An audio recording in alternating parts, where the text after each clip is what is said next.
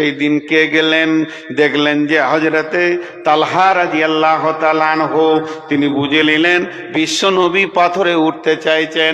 হযরতে তালহা গিয়ে পাথরের নিচে শুয়ে গেলেন, আর শুয়ে যাওয়ার পর বললেন, ইয়া রাসূলুল্লাহ, ইয়া হাবিবাল্লাহ, ও দয়ার নবী গো, আপনি আমার বুকে পা রেখে উঠে যান। যখনই তালহা শুয়ে গেল, আল্লাহর নবী তালহার বুকে পাটা রাখলেন আর জবান দিয়ে বললেন, তালহা রে, তুমি নিজের জন্য জান্নাতকে ওয়াজিব করে নিলে। বিশ্বনবী উঠলেন পাথরে। পাথরে উঠার পর ওখান থেকে খেয়াল করতে শুরু করলেন, কিন্তু ঘটনা ঘটলো কি, নবীজি ওহদ পাহাড়ের প্রান্তে দাঁড়িয়ে আছেন। এমন সময় জাবালে রোমার ওপরে বেঈমানরা এসে সেটাকে আপনার কিনা সেটাকে দখলে করে নিয়েছেন। এবার একসঙ্গে রসুলকে লক্ষ্য করে তারা তীর রেডি করেছেন। কে দেখেছেন? তালহা দেখেছেন। তালহা দেখলেন এখন বিশ্ব নবীর ওপর আক্রমণ হবে, তীরের বৃষ্টি বইবে। হযরতে তালহা আল্লাহ রসুলকে এইভাবে ধরলেন, ধরার পর ব্যাট দিয়ে পেছনে করে দিলেন, আর পাহাড়ের নিচে একটা গর্ত আছে, ওর ভিতরে নবীজিকে ঢুকিয়ে দিলেন। ঢুকিয়ে দেওয়ার পর গর্তের সামনে তালহা দাঁড়িয়ে গেলেন, বীরের মতো দাঁড়িয়ে গেলেন, আর বললেন, ইয়া রাসূলুল্লাহ, ইয়া হাবিবাল্লাহ, খবরদার আপনি গর্ত থেকে বের হবেন না। আমি যতক্ষণ তালহা বেঁচে আছি আপনার গায়ে একটা তীর লাগতে দিব না। দুইটি বাজুকে বুককে বাড়িয়ে দিয়ে 180 খানা তীর খেয়েছেন কে? হযরতে তালহা। শুধু 180 নয়, কোন রায়াত বলছে 280 খানা তীর খেয়েছিলেন। রক্তের বৃষ্টি বইতে শুরু হলো, হযরতে তালহা পড়ে গেলেন। এমন সময় সুযোগ পেয়ে বেঈমান পাথর মেরে দিলেন। কেউ বলে পাথরটা মেরেছিল কে? খালিদ বিন ওয়ালিদ তুলে আছাড় মেরেছিলেন রসুলকে। এমন সময় সেই পাথরটা এসে রসুলের দাঁতে লেগে গেল, হেলমেট বসে গেল, দাঁত ভেঙে গেল, শহীদ হয়ে গেল উহুদের প্রান্তে রসুলের দাঁত। আল্লাহর নবী বেহুশ হয়ে গেছিলেন। তখন এলান হয়ে গেল নবী মুহাম্মদ মারা গেছে। এবার যাদের ঈমান কমজোর ছিল ওই মুনাফিকেরা মদিনার দিকে দৌড়তে শুরু করে দিল, নবী মুহাম্মদ মারা গেছে, তাহলে আর দিন ইসলামের কি মূল্য থাকলো? কার পানে তাকিয়ে দিন ইসলাম করব?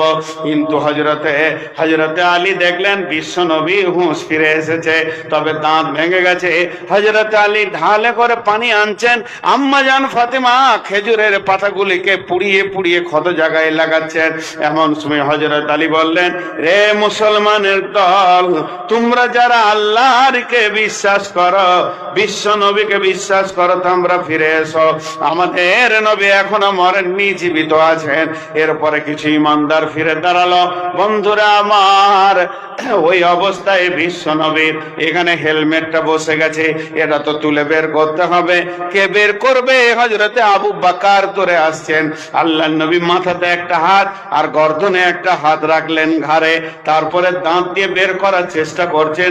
এমন সময় তালহা বলছেন, ভাই আবু বকর, তোমাকে আল্লাহর কসম দিয়ে বলছি, খবরদার তুমি ওটা বের করবে না। আজকের দিন আমি এতগুলো তীর খেয়েছি, বিশ্ব নবীর আমি আজকে খিদমতে যখন নিয়োজিত হয়ে গেছি, আজকে আমাকে পরিপূর্ণ খিদমতটা তুমি করতে দাও। আল্লাহর নবী আবু বকরের মাথাটা এইভাবে সরিয়ে দিলেন। হযরতে তালহা গিয়ে পরপর 2খানা হুঁক বের করলেন, তারপরে সে বেহুশ হয়ে পড়ে গেলেন। আল্লাহর নবী হুঁশ যখন ফিরে আসলো, বন্ধুরা আমার, এই যুদ্ধে তালহা শহীদ হননি, এই যুদ্ধে শহীদ হননি, মারা যাননি। বেশ কিছুদিন পর সেই ক্ষত তালহার তো ছিলই, 180টা 280টা তীরের ক্ষত। এই অবস্থায় জিন্দেগি বাসার করেছেন। যেদিন তালহা পৃথিবী থেকে চলে গেলেন, যেদিন তালহা মারা গেলেন, যেদিন তালহা পৃথিবী থেকে বিদায় নিলেন, সেদিন আল্লাহর নবী তালহার কবরের পাশে গিয়ে কি বললেন? আল্লাহর নবী বললেন, এই আল্লাহ, আমি তালহার জন্য লম্বা চওড়া দোয়া করছি না মাবুদ, শুধু একটা কথা আমার রাখতে হবে, আমি তোমার আখিরি পয়গম্বর। আমার আবদার হচ্ছে, যেদিন কঠিন কিয়ামতের মাঠে তালহা উঠবে, তুমি ডাকবে, সেদিন তুমি তালহাকে দেখে হাসবে, আর আমার তালহা তোমাকে দেখে হাসবে। কিয়ামতের দিন তালহা হাসবে, আল্লাহর দিকে তাকিয়ে মুচকে মুচকে হাসবে। বন্ধু বহুদিন পর এলে যদি বাস স্ট্যান্ডে নামে, তো দূরে থেকে একটা হাসি আসে ভিতরে, যে অনেকদিন পর দেখা পেলাম, একটা আবেগ তৈরি হয়। তো আল্লাহ তাবারাক ওয়া তাআলা তালহাকে দেখে মুচকে হাসবে না, তালহা হাসবে কিয়ামতের মাঠে, যে আমার সেই হাবিবকে যে ভালোবেসেছিল। যেদিন খন্দকের যুদ্ধ হয় আর সব ঝড়ে উড়ে, যুদ্ধ তো খন্দকের হয়নি, ঝড় হয়ে উড়ে গেছিল, তো ওই দিন আল্লাহ রসুল থরথর থরথর করে কাঁপছে। কি ঘটনাগুলো এগুলো, মনে হচ্ছে যেন কোনো কাহিনী। জি না, বাস্তব ঘটনা। হযরতে সাদ রাদিয়াল্লাহু তাআলা আনহু এতগুলো তলোয়ার নিয়ে এসেছে, এতগুলো, একটা দুটা নয়, দিয়ে তলোয়ারটা নামিয়েছে, ঝাপাক করে একটা আওয়াজ উঠলো। তো আল্লাহ রসুল আওয়াজটা শুনি ভিতর দিক থেকে বলছে, কে? সাদ নাকি? কাপড়ের আড়াল, পর্দার আড়াল, কে?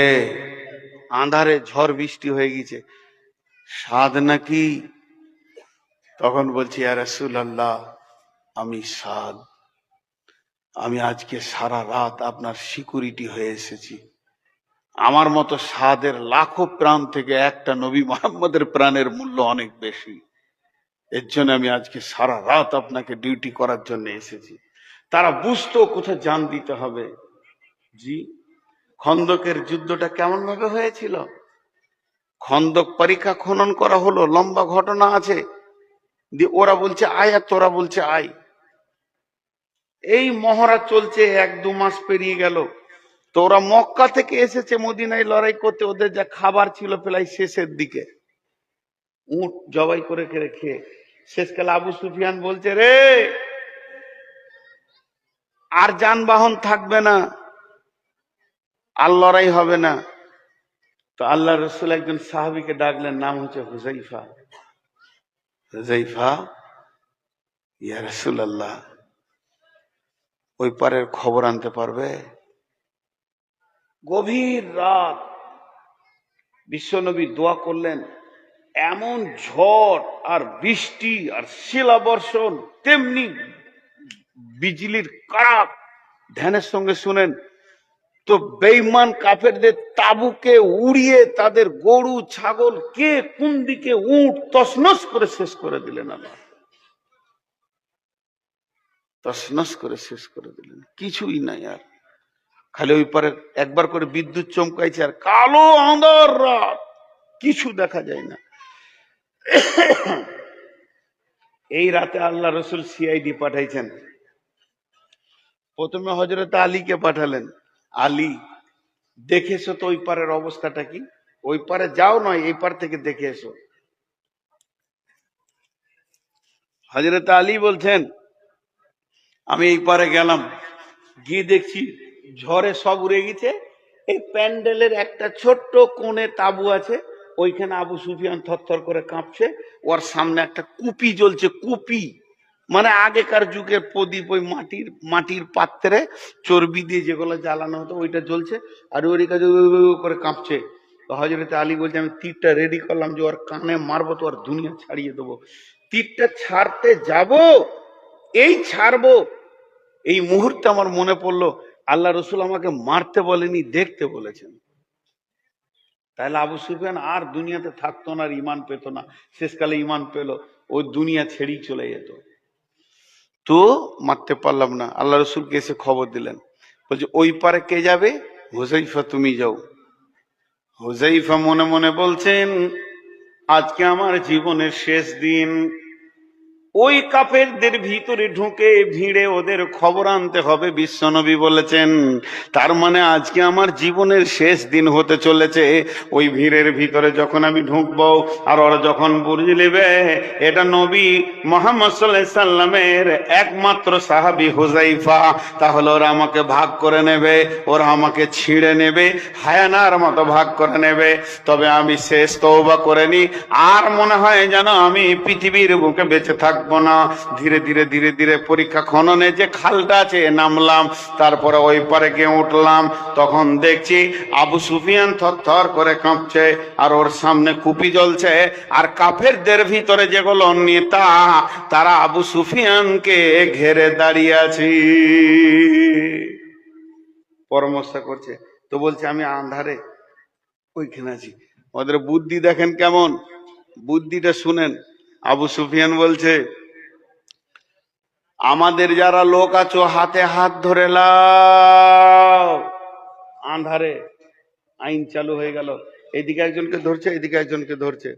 আমাদের যারা লোক আছে হাতে হাতে ধরে লাও, তার মানে যে হাত ধরবে না সে আমাদের বাইরের লোক। তো হজরতে হুজাইফা বলছে, তাহলে তো আমি ধরা পড়ে যাবো এবার। তো বলছে হুজাইফা যে আমি দুজন হাত ধরে নিলাম, ওদের ভিতরে ঢুকে গেলাম। এবার আবু সুফিয়ান আইন করছে, সব নাম জিজ্ঞেস করো। এই তোমার নাম কি? অমুক। তোমার নাম কি? অমুক। তো বুঝে লিছে আমাদের লোক, বুঝতে পেরেছেন? এবার হুজাইফা বলছে, আমি কি বলবো রে বাবা, তা আমাকে যদি বলে তো হুজাইফা তো আমি ধরা খাবো। তো হুজাইফা বলছে, আমি মনে মনে করলাম আমি তো আল্লাহর গোলাম, তো আমাকে যখন জিজ্ঞেস করবে তোমার নাম কি, তো আমি বলবো আমার নাম আব্দুল্লাহ। তো হুজাইফা বললাম আমার নাম আব্দুল্লাহ। বলছে ঠিক আছে। এরপর বলছে, আমাদের উট শেষ হয়ে গেছে, আর আমাদের কিছুদিন যুদ্ধ চললে আমরা এখানে টিকতে পারবো না, অতএব সব পালাও। আবু সুফিয়ান বলছে, একসাথে সব যেও না, রাস্তায় জিজ্ঞেস করবে কি হেরে এসেছো, লজ্জায় মুখ দেখাতে পারবো না, দুজন চারজন দুজন চারজন করে পালাতে থাকো মক্কার দিকে, সকাল হতে হতে যেন ময়দানে কেউ না থাকো। এই কথা যখন শুনে নিলাম, হযরত হুযায়ফা বলেন, আমি ধীরে ধীরে ধীরে ধীরে হাতটা ছেড়ে দিয়েছে, আঁধারে ওই খালটাতে নামলাম। নামার পর আবার মদিনার দিকে উঠলাম। মদিনাতে উঠার পর এক পা দু পা করে যখন মসজিদে নববীর কাছে আসছি, তখন দেখছি গোটা মদিনা শুনশান, কেউ জেগে নাই। আর মেঘ যেন মাঝে মাঝে বিদ্যুৎ চমকাইছে, আর ঠান্ডা ভাব রয়েছে, হাত পা আমার থরথর থরথর করে কাঁপছে শীতে। আর এমন সময় দেখছি গোটা মদিনায় কেউ নাই, শুধু একজন মসজিদে নববীর দিকে গায়ে চাদর দিয়ে হেঁটে আসছেন। আমি ধীরে ধীরে যখন কাছে গেলাম, তখন দেখলাম ওটা কেউ নয়, উনি হলেন আখিরি নবী, নবী মুহাম্মদুর রাসূলুল্লাহ সাল্লাল্লাহু আলাইহি সাল্লাম। উনি মসজিদে গিয়ে দুই রাকাত নামাজ পড়লেন, আমি পাশে বসে থাকলাম।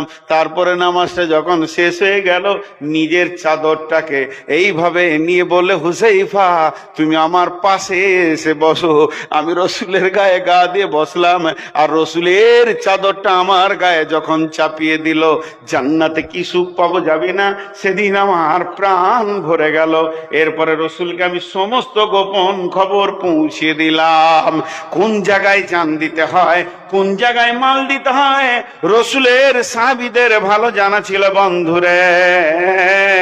ও মামা, তাহলে আল্লাহ তাবারক ওয়া তাআলা বলছেন, মুমিন রে তোদের জানা তোদের মালকে আমি জান্নাতের বিনিময়ে কিনে নিয়েছি। আল্লাহ তাবারক ওয়া তাআলা রসুল বলছেন, এ খাসলাতু মিন উম্মতি মালি মালি মালি, আমার উম্মতের অভ্যাসই খালি হচ্ছে মাল মাল মাল, তারা মালের পাগল, মালের নেশায় ঘুরে বেড়ায়। তবে শুনে নাও, তোমার মালের ভিতর থেকে তোমার নিজের মাল হলো তিনটি, এর বেশি তোমার মাল নাই। যা খাবে তোমার সেটা তোমার নিজের মাল, আর যেটা তুমি পড়ছো সেটা তোমার নিজের মাল, আর যেটা তুমি দান করছো এটা তোমার নিজের মাল, বাকি তোমার সমস্ত কিছু ওয়ারিসের মাল। আল্লাহ রসুল বলছেন, ইত্তিবাউল মাইয়াতা সালাসাতুন ফায়ারজিআনি ইসনানি ওয়া ইয়াবকা মা হুয়া ওয়াহিদুন ফায়ারজিআনি আহলুহু মালুহু ওয়া ইয়াবকা ওয়াহিদুন মাহু আমালুহু। আল্লাহর নবী বলছেন, মানুষ যখন মরে যাবে তার সঙ্গে তিনটে জিনিস যাবে, একটা যাবে আহাল, একটা যাবে মাল, আর একটা যাবে আমাল। যখন তাকে দাফন করে দেয়া হবে, দুইটি জিনিস ফিরে চলে আসবে, শুধু সঙ্গে যাবে একটা, সেটা হলো মাল। কতজনে এসে স্নেহ মমতায় ডাকিবে নামটি ধরে, কত বন্ধুর স্মৃতির অস্ত্র ঝরিবে তোমার পরে, সারা নাহি পেয়ে ফিরে যাবে তারা আমাকে পেছনে রেখে। তুমি হাসিবে সবার কাঁদায়া সবার অশ্রু মেখে। একটি সকাল একটি বিকাল কাটেনি যাদের ছাড়া, ভাবিতে পারিনি কেমনেতে হায় পর হয়ে যাবে আজ তারা। তুমি মোর সাথী চির জনমের অগ কবর গাহের মাটি, দুনিয়ার সব মায়ার পেছনে তোমারে জেনেছি খাঁটি অগ কবর গাহের মাটি। তো মাল জি আমি এখনো তফসির করছি আয়াতটা। অনেকে মনে মনে ভাবছে যে হয়তো কালেকশন করবো, কালেকশন তো করবোই, শেষ দিকে করব। এখন তফসির করছি, এখন আয়াতটা শুনেন। আল্লাহ তাবারক ওয়া তাআলা বলছে যে তোর জান আর মালকে আমি কিনে নিয়েছি। জি আব্দুল্লাহ, সাহাবীটার নাম আব্দুল্লাহ, তাকে জুলবাদাদাইন বলা হতো, মানে দুই কম্বলওয়ালা। আব্দুল্লাহটা কে? আব্দুল্লাহর আব্বা মারা গেছিল, চাচার কাছে সে মানুষ হয়েছে। চাচা বড় সম্পদওয়ালা, চাচা বড় মালওয়ালা। ওই আব্দুল্লাহ চাচার কাছে মানুষ হয়ে চাচার কাছে সমস্ত কিছু, তার মালের বহর সবকিছু। একদিন আব্দুল্লাহ করলো কে, বিশ্ব নবীর কাছে গিয়ে কালেমা পড়ে নিল। বিশ্ব নবীর কাছে গিয়ে সে ঈমান নিয়ে আসলো। তার চাচা শুনতে পেল যে আব্দুল্লাহ ঈমান এনে ফেলেছে। তখন আব্দুল্লাহকে ডেকে বলছে যে বেটা আব্দুল্লাহ, তার নাম ছিল আব্দুল উজ্জা। উজ্জা একটা ঠাকুরের নাম। আমরা আমাদের ছেলের নাম রাখি আব্দুল্লাহ। আব্দুল্লাহ মানে আল্লাহর গোলাম। আর তার মা বাপ রেখেছিল আব্দুল উজ্জা, মানে উজ্জা ঠাকুরের গোলাম। সে একটা মুশরিকের ছেলে। যখন সে ঈমান আনলো আল্লাহর নবী, তাহলে আব্দুল উজ্জা নামটাকে চেঞ্জ করে আব্দুল্লাহ নাম দিয়ে দিল। সে আব্দুল্লাহ কি করলো, চাচা বলছে তুই নাকি বেদিন হয়ে গেছিস, তার মানে নবীজির কাছে ঈমান এনেছে এর জন্য বলছে বেদিন হয়ে গেছিস। আব্দুল্লাহ বলল না চাচা, ঠিক দিন এতদিন পেয়েছি, এখন এটা তোমাকে বেদিন হতে মনে হচ্ছে, কিন্তু যদি তুমিও চাও নাজাত পেতে তাহলে তুমিও ঈমান নিয়ে এসো। যখনই তার চাচাকে ঈমানের দাওয়াত দিয়ে দিয়েছে, চাচা তো আরো রেগে গেল। আমি তোকে বলছি ফিরে আয়, বলছে আর কোনোদিন আমি ফিরে আসবো না। চাচা বলছে আব্দুল উজ্জা রে, তুই ভেবে দেখ, যদি তুই ওই নবীর দিনকে মেনে নিস, তুই যদি কালেমা পড়ে নিস, তুই যদি কালেমা শাহাদাতের সাক্ষী দিয়ে দিস, তাহলে সমস্ত ধন মাল যা কিছু আছে এর থেকে তোকে বঞ্চিত হয়ে যেতে হবে।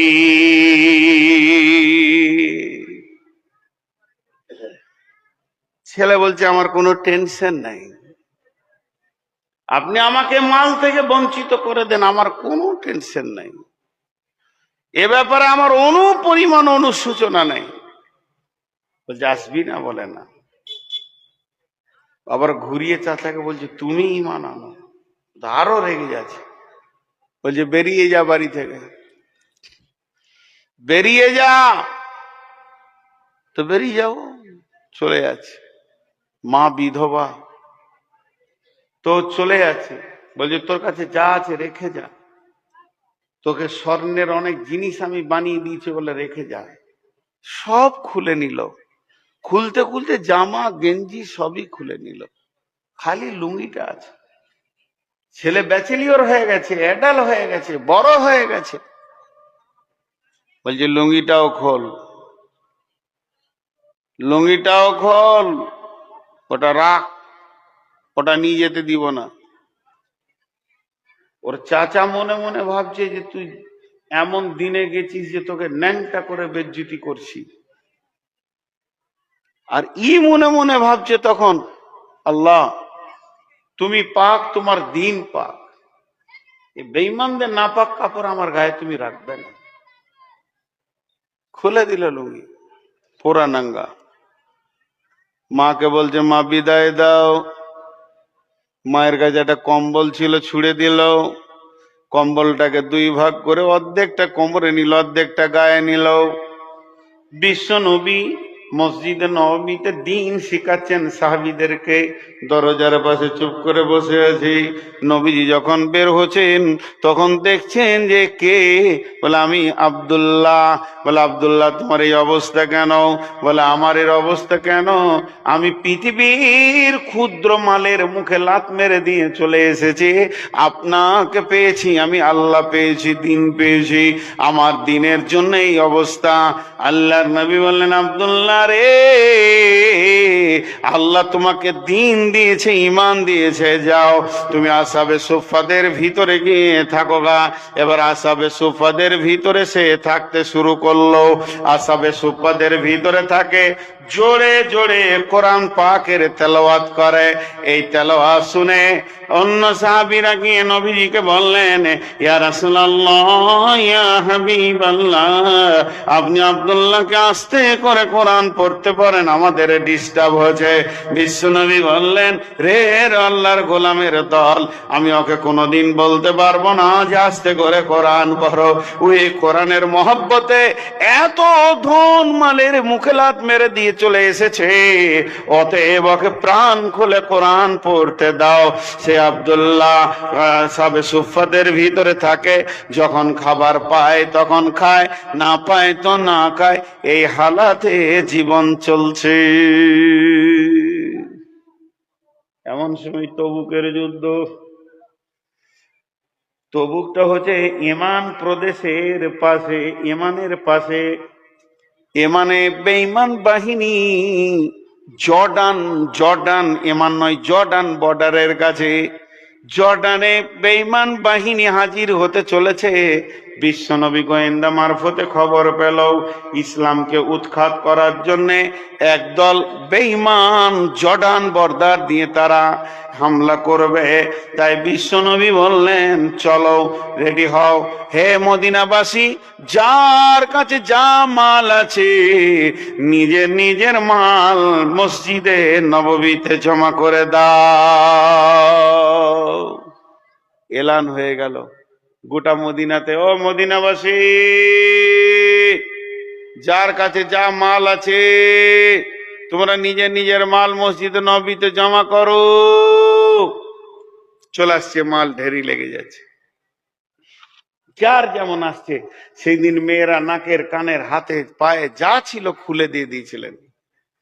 ঠিক এমন সময় আব্দুল্লাহ একবার উঠছে আর বসছে, ওর কাছে তো কিছুই নেই, একটা খেজুরও নেই, ওই দুটি কম্বল ছাড়া। তা একবার উঠছে বসছে। এমন অবস্থা কেন হচ্ছে? তার একটাই কারণ, ও যখন মুশরিক ছিল, অনেক মালের মালিক ছিল, ওর দান করা একটা অভ্যাস আগে থেকেই আছে। তা এই মৌকাটা দেখে ও নিজেকে উঠছে বসছে, উঠছে বসছে। এমন সময় বিশ্বনবীর কাছে এসে হাজির হয়ে গেল, দুটি কম্বল পরে আছে, কিছুই নাই, একটা খেজুরও নাই, সে মালে দি। বিশ্বনবী হালকা একটা কথা বলেন, আব্দুল্লাহ, তুমি তুমি এই কথাটার ভিতরে একটা প্রশ্ন আছে। প্রশ্নটা কি? যে আজকে এখন যে ইবাদতটা চলছে এটা মালের, তোমার তো মাল নাই, তো তুমি কেন এলে? এটা ভিতরকার কথা। খালি হালকা করে বললে, আব্দুল্লাহ তুমি। আব্দুল্লাহ মাথা নাম করে অঝর নয়নে চোখের পানি ছেড়ে দিয়ে বলছেন, ইয়া রাসূলুল্লাহ, যখন থেকে মালের প্রতিযোগিতা শুরু হয়ে গেছে, দিনকে বাঁচানোর জন্য মাল দেওয়া শুরু হয়ে গেছে, তখন থেকে আমার ভিতরে যেন একটা জোয়ার ভাটা চলছে যে আমার যদি আজকে কিছু থাকতো তো আমি দিতাম। আমার তো অনেক চিন্তা করে দেখলাম আমার কিছুই নাই, দুইটি কম্বল, এটা দিলে তো উপরটা খালি হয়ে যাবে শরীরটা, নিচেরটা দিলে তো নাঙ্গা হয়ে যাব। দয়ার নবী গো, অনেক চিন্তা ভাবনা করে আমি একটা জিনিস বের করেছি, আল্লাহর নবী আপনি যদি কবুল করেন তো আমি ওইটা দিতে রাজি আছি। বলে কি? না, আমি আমার জানটা আল্লাহর রাস্তায় দিয়ে দেব। বিশ্ব নবী বললেন, আব্দুল্লাহ রে যাও, তোমাকে কবুল হয়ে গেছে, আর তোমার কোনো চিন্তা নাই, তুমি রেডি হয়ে যাও তবুকের অভিযানের জন্য। এবার সাহাবীরা রেডি হয়ে গেলেন, চলো বের হয়ে যেতে হবে, আর জামাতকে বেশি লেট করা যাবে না। জামাত বের হতে শুরু করেছে, বিশ্ব নবী সকলকে দোয়া দিচ্ছেন, এমনকি আল্লাহর নবী পর্যন্ত তবুকের অভিযানে নিজেও শরীক হয়েছিলেন। সমস্ত সাহাবীদেরকে বের করে নিয়ে যাচ্ছেন, সবাই এসে রসুলের কাছে দোয়া চাইছেন। এমন সময় আব্দুল্লাহ যখন নবীজির কাছে গিয়ে পৌঁছালেন, আব্দুল্লাহ যখন রসুলের কাছে গিয়ে পৌঁছালেন, আল্লাহর নবী আব্দুল্লাহর ঘাড়ের উপরে হাত রাখলেন। বিশ্ব নবী আখেরি পয়গম্বর, আল্লাহর হাবিব, আল্লাহর বন্ধু বিশ্ব নবী নিজের হাতটাকে আব্দুল্লাহর ঘাড়ে রাখলেন আর বললেন, আল্লাহ, আমি দয়ার, আমি তোমার আখেরি নবী বলছি, আব্দুল্লাহর জন্যে বেঈমানদের জন্যে আব্দুল্লাহর রক্তকে হারাম করে দিলাম। তার মানে যেন তরোয়ালের আঘাতে আমার আব্দুল্লাহ না মারা যায়। তখন আব্দুল্লাহ চিৎকার মেরে বলছেন, ইয়া রাসূলুল্লাহ, আমি তো জানটা দেওয়ার জন্য রেডি হয়ে গেলাম, যে আল্লাহকে আমি আজকে জান দেব, আমার জানটা দান করে দেব, আর আপনি এমন দোয়া করলেন দয়ার নবী গো, আর তো আমার মনের আশা পূরণ হবে না। আখেরি পয়গম্বর বললেন, আব্দুল্লাহ রে, তুমি যদি বাড়ির বিছানাতেও মরো তাহলেও তুমি শহীদের দরজা পাবে। তোমার যা ত্যাগ আছে, তোমার যা শহীদের আকাঙ্ক্ষা আছে। এরপরে তবুকের অভিযান শুরু হয়ে গেল। আব্দুল্লাহ সেই জিহাদে গেল, খোলা আকাশের নিচে দিন রাত মহড়া চলছে, সাহাবীরা দরাদরি করছে, শত্রুপক্ষকে প্রতিহত করছেন। এমন সময় আব্দুল্লাহ এমন জ্বর হলো, জ্বরটা এত বেশি হয়ে গেছিল যে আব্দুল্লাহ ওখানেই মারা গেলেন। সেই লাশ মদিনাতে আসলো, বিশ্ব নবী লাশকে আব্দুল্লাহর লাশকে কবরে রাখলেন। কবরে রাখার পর আপনার হযরতে বেলাল, আঁধারে মানে রাত্রিতে লাশ রাখা হচ্ছে কবরে, আঁধারের মধ্য দিয়ে হযরতে বেলালকে বলা হলো, বেলাল তুমি মশাল জেলে আলো দেখাও, মানে লাঠির আগালে কিছু কাপড় টাপড় টায়ার ফায়ার দিয়ে আগুন জ্বালিয়ে দিলে, আগেকার যুগে মশাল জ্বালানো হতো, সেইটা জ্বালিয়ে তুমি জানাজার সাথীদেরকে রাস্তা দেখাও। হযরতে বেলাল আলো দেখানোর দায়িত্ব পেয়ে গেল। হযরতে বেলাল আলো নিয়ে যাচ্ছেন, লাশ যাচ্ছে গোরস্থানে, কবরের ভিতর থেকে আওয়াজ আসছে, তোমাদের ভাইকে আস্তে আস্তে নামাও। আওয়াজটা পরিচিত লাগছে। হযরতে বেলাল বলছে, আমি এরকম ভিড়কে ফের দিয়ে দলকে ভিড়ের ভিতর দিয়ে ভিড়কে ছেড়ে গিয়ে দেখলাম কবরে কে নেমেছে লাশ নামানোর জন্যে। তো দেখলাম ওটা অন্য কেউ নয়, আখেরি পয়গম্বর নবী মুহাম্মদ সাল্লাল্লাহু আলাইহি সাল্লাম কবরে নেমেছেন। লাশটাকে এইভাবে ধরে নিলেন, ধরার পর বললেন, এই আল্লাহ, আমার কাছে আজকে ছিল আব্দুল্লাহ, আমি আব্দুল্লাহকে তোমাকে দিয়ে দিলাম। আর একজন ইতিহাসবিদ বলেন, না, লাশ নবীজি নামিয়েছিলেন, কাটি হয়ে গেল, দাফন হয়ে গেল, কবরকে সামনে রেখে আল্লাহর নবী বললেন, ও দয়ালে মাবুদ গো, আজকে রাত্রিতে এই পর্যন্ত আমি আব্দুল্লাহর উপরে রাজি ছিলাম, এখন আব্দুল্লাহকে আপনাকে জমা দিলাম, ও আমার মাবুদ, তুমি আব্দুল্লাহর উপরে রাজি হয়ে যাও।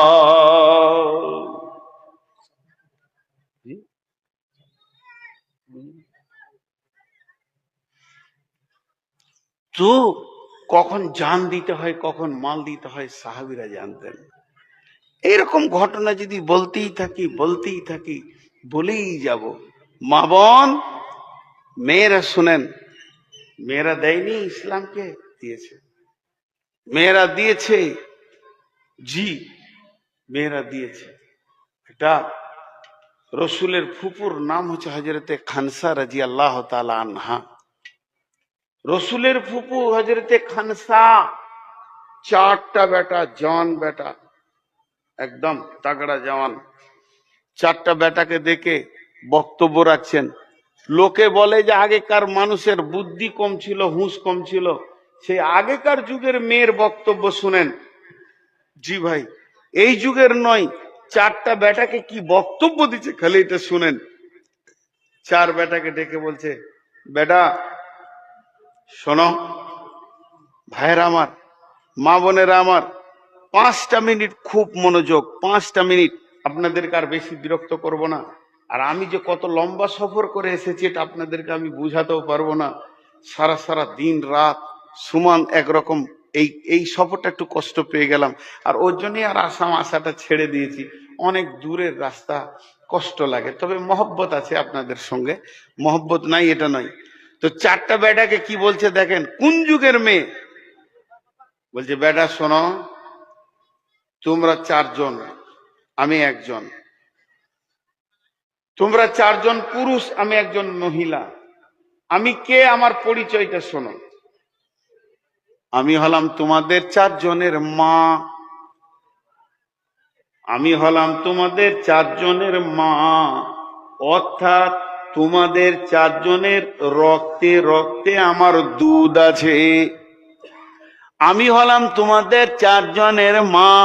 এ কথা বলার উদ্দেশ্য, আমার দুধের মূল্য আছে রে বেটা, আমার দুধ তোমাদের চারজনের রক্তে রক্তে আছে। দ্বিতীয় কথাটা কি বলছে শুনেন, এটা শুনলে আশ্চর্য লাগবে, এখনকার মেয়েদের মাথাতেই এটা থাকবে না। বলছে, বেটারে, যে মেয়েটার পেট থেকে তোমরা পৃথিবীতে এসেছো, ওই মেয়েটার গ্যারেন্টি কার্ডটা তোমাদেরকে দিয়ে দিই। যে মেয়েটা তোমাদেরকে পৃথিবীতে এনে দিয়েছে পেটে করে বহন করে, ওই মেয়েটার খবর তোমরা জানো কি?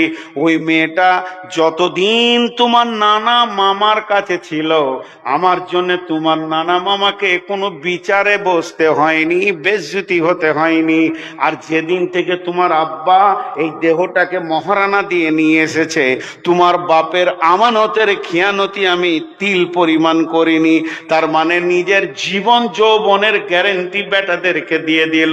তারপরে বলছে, বেটারে, তোমরা চারজন মরে যাবে, এটা আমার সহ্য হবে, কিন্তু বিশ্ব নবী কষ্ট পাবে, আল্লাহর কালাম পাক পৃথিবী থেকে চলে যাবে, এটা আমি মেনে নিতে পারবো না। তবে আমি মেনে নিতে পারবো তোমরা চারজন শহীদ হয়ে যাও। বেটা এক্ষুনি তলোয়ার লাও, ওহুদের প্রান্তে চলে যাও, বেঈমানদের বিরুদ্ধে মোকাবেলা করো। চার ভাই একসঙ্গে চারখানা শহীদ পড়ে আছে।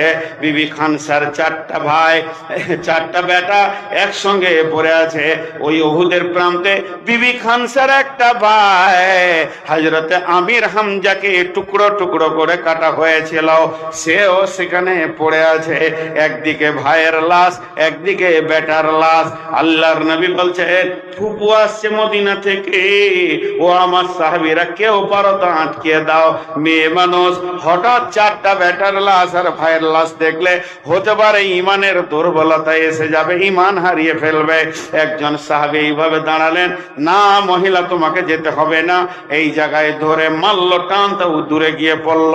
ওনার ক্ষমতা খুব বেশি ছিল, হয়তো ওনার ক্ষমতা এত বেশি ছিল যে খন্দকের যুদ্ধের দিন কাঠে করে একটা বেঈমান কাফেরকে মেরে ফেলে দিয়েছিল, জাহান্নাম পাঠিয়ে দিয়েছে।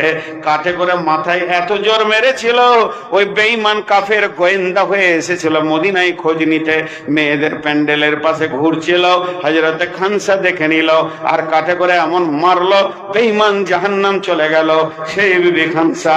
এবার বেটাদের লাশ দেখে বলছে, আলহামদুলিল্লাহ, ইন্না লিল্লাহি ওয়া ইন্না ইলাইহি রাজিউন।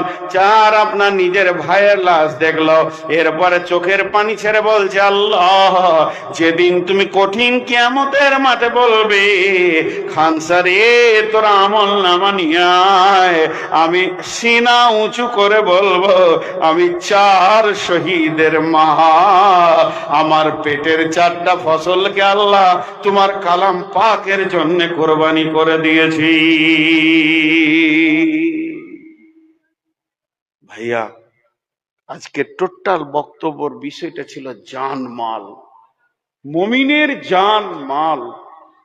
তো আমি এখানে একটা লোক দেখতে চাইছি 10,000 দেনেওয়ালা, একজন 10, 20, 50। গত কয়েকদিন আগে নদিয়াতে কালেকশন করলাম, আমি বললাম 10,000 কেউ আছে তো, পাশে থেকে কমিটির লোক বলছে না 20,000 বলেন। 20 বললাম তো একটা ছেলে বলছে আমি 3 লাখ দিব। নগদ আবার? জি ভাই, আছেন আল্লাহর গোলাম কেউ? তখন থেকে তো শুনে গেছি, তো আমলের ময়দানে একবার নামি।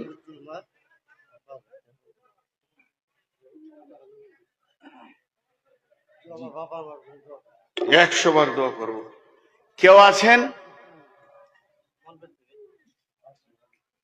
এই আসামের লোক মাশাআল্লাহ খুব ভালো। এক সময় আমার সাথে অনেকে উমরা করেছেন, হজ করেছি আমি 7 সালে। এবছর আবার যাচ্ছি হজে ইনশাআল্লাহ, ফর্ম ফিল আপ করছি, দোয়া করবেন।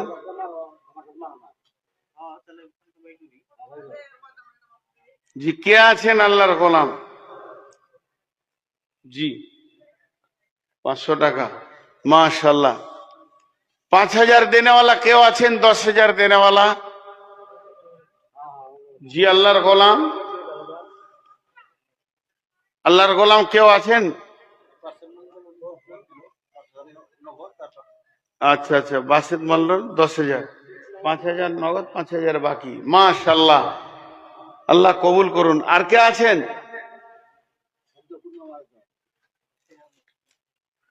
জি, হুম, মাদ্রাসা সেক্রেটারি 5,000। জি, আমার সাথে ফোনে কথা হয়েছে, উনি বিমার আছেন। এজেবিল বাস রব্বিন নাস ওয়াসফিয়ান্তা শাফিলা শিফাউ ইল্লা শিফাউকা শিফা আল্লাহ কে দরসা কাবা। জি ভাই, আর কেউ আছেন আল্লাহর গোলাম 5,000 10,000 দেনেওয়ালা? এই আল্লাহ, একজন 500 টাকা দিয়েছেন মাবুদ, আর একজন 10,000 দান করলেন। এই আল্লাহ, দানগুলো তুমি কবুল করে নাও।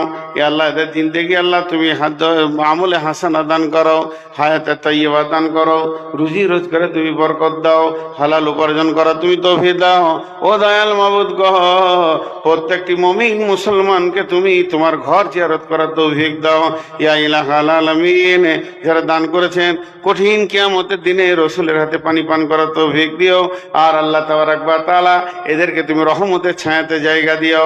হে আল্লাহ, পৃথিবীতে যদি কেউ অসুস্থ থাকে তুমি আরোগ্য দান করিও, সুস্থতা দান করিও।